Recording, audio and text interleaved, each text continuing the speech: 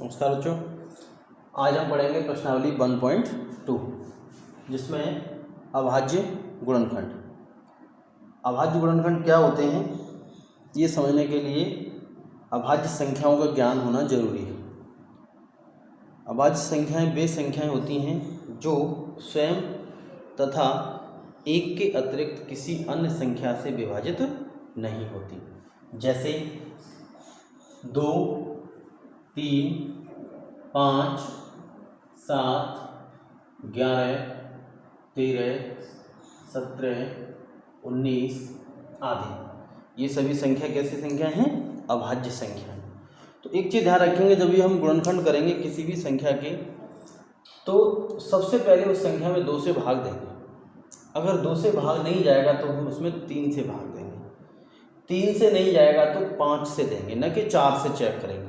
भाई 4 से चेक करने के लिए 2 से कर चुके, अब 2 से नहीं जा रहा है तो 5 से देंगे, 5 से नहीं जा रहा 7 से देंगे, 7 से नहीं जा रहा तो 11 से देंगे। कुल मिला के बात यह है, आगे आने वाली अभाज्य संख्या से ही उसके अंतर्गत भाग देना होगा, तब हम वहाँ गुणनखंड प्राप्त कर पाएंगे। वो कैसे गुणनखंड होंगे? अभाज्य गुणनखंड होंगे। ठीक है। अब जो हमारे पास प्रश्नावली 1.2 है, उसका जो पहला सवाल है उसके पार्ट में 4 पार्ट दिए हुए हैं, जिसमें पहला सवाल है 140 के अभाज्य गुणनखंड ज्ञात कीजिए। अभाज्य गुणनखंड ज्ञात करने के लिए हम क्या करते हैं? 140 के फैक्टर करने के लिए सबसे पहले 2 का भाग देंगे, तो 2 का भाग जाएगा 2 सत्ते 14 0 बार। फिर 2 से चेक करेंगे,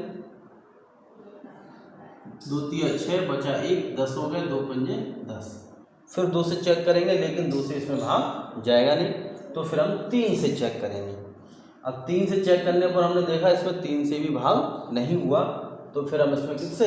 5 से भाग देंगे। तो 5 से भाग दोगे तो 5 का 35 में भाग जाएगा 7 बार। अब एक 7 ऐसी संख्या है जो सिर्फ 7 से ही कटेगी, इसके अलावा किसी से नहीं कटेगी। तो कुल मिला के इसके जो गुणनखंड हुए वो 2 गुणा 2 गुणा 5 गुणा 7, ये इसके अभाज्य गुणनखंड होंगे। यहाँ हम इसको जैसे 2 2 बार आया तो 2 की घात 2 गुणा 5 गुणा 7 भी लिख सकते हैं। ठीक है। एक और उदाहरण लेता हूं मैं। दूसरा क्वेश्चन है इसके अंतर्गत 156। अब 156 को गुणनखंड करने के लिए नियम वही अपनाएंगे हम। 156 में 2 का भाग देंगे, 15 में भाग देंगे तो 7 बार में 14 बचा 1 16 हो गए, 2 8 16। फिर 2 का देंगे तो भाग जाएगा 2 3 6 2 9 18। अब देखिए 2 का नहीं जाएगा, भाग जाएगा किसका? 3 का। 3 एकम 3 3 3 9। अब 13 एक ऐसी संख्या जो किसी से नहीं कटती, स्वयं अभाज्य संख्या है। इसका मतलब 156 बराबर आएगा 2 गुणा 2 गुणा 3 गुणा 13, या हम इसको लिख सकते हैं 2 की घात 2 गुणा 3 गुणा 13।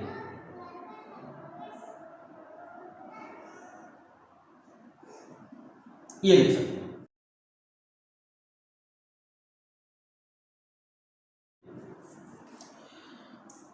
इस तरह से हम किसी भी संख्या के गुणनखंड ज्ञात कर सकते हैं। अब बात ये आती है कि 2 संख्याओं के गुणनखंड विधि से, यानी अभाज्य गुणनखंड विधि से 2 संख्याओं का लसाअ और मासा किस तरह ज्ञात किया जाता है। तो लसाअ मासा ज्ञात करने के लिए हमारे पास जो भी 2 संख्याएं होंगी उनका लसाअ मासा ज्ञात करने के लिए एक सूत्र भी है। यदि A तथा B 2 संख्याएं, तब शॉर्ट में लिख रहा हूं मैं, A गुणा B, यानी दोनों संख्याओं का गुणनफल बराबर होगा LCM इंटू HCF। जो हमने लासा मासा निकाला है उसका गुणनफल बराबर होगा दोनों संख्याओं का गुणनफल। तो ये इसके अंदर सूत्र है जो आपको ध्यान रखना है। जैसे क्वेश्चन देख रहा हूँ दूसरा का फर्स्ट पार्ट, सवाल ये पूछ रहा है 26 और 91, 26 और 91 का LCM व HCF ज्ञात करना है। तो गुणनखंड विधि से ज्ञात कर रहे हैं। हम कल यूनिट डिवीजन सूत्र से पढ़ चुके हैं, उसमें तो भाज्य बराबर भाजक गुणा भागफल प्लस शेषफल की सहायता से इसे हमने HCF निकाला था। अब यहाँ गुणनखंड विधि से HCF निकालने के लिए सबसे पहले हम 26 के गुणनखंड करेंगे। तो 26 में 2 का भाग देंगे तो 13 बार जाएगा। अब 13 में सिर्फ 13 का ही भाग जा सकता है। दूसरा 91 के गुणनखंड करें तो 91 न 2 का जाएगा, न 3 का जाएगा, न 5 का जाएगा, 7 का भाग जाएगा। तो 7 बन जा 7 बचा 2 और 7 दिया 21। अब 13 में देंगे यह। तो हम देख पा रहे हैं गुणनखंड 26 के तो बने 2 गुणा 13 और 91 के बने 7 गुणा 13। ठीक। HCF नाम से ही पता है हाईएस्ट कॉमन फैक्टर। ऐसा फैक्टर नहीं, ऐसा गुणनखंड ढूंढना है जो दोनों में कॉमन हो। अब इन दोनों में कॉमन है सिर्फ 13, तो 13 हो गया इसका HCF। LCM क्या होता है? LCM पता करने के लिए जो संख्या कॉमन आ रही है वो तो हमें लिखनी होती है, बाकी दोनों गुणनखंडों में जो संख्याएं बची हैं वो भी लिखनी होती है। कॉमन संख्या और दोनों बची हुई संख्याएं, उनका गुणनफल क्या होता है? LCM होता है। तो यहाँ अगर हम इनको सॉल्व करेंगे तो 13 दूनी 26, 26 में फिर 7 का गुणा करेंगे, 7 छिंग 42 का 2, 7 दूनी 14 और 4 182।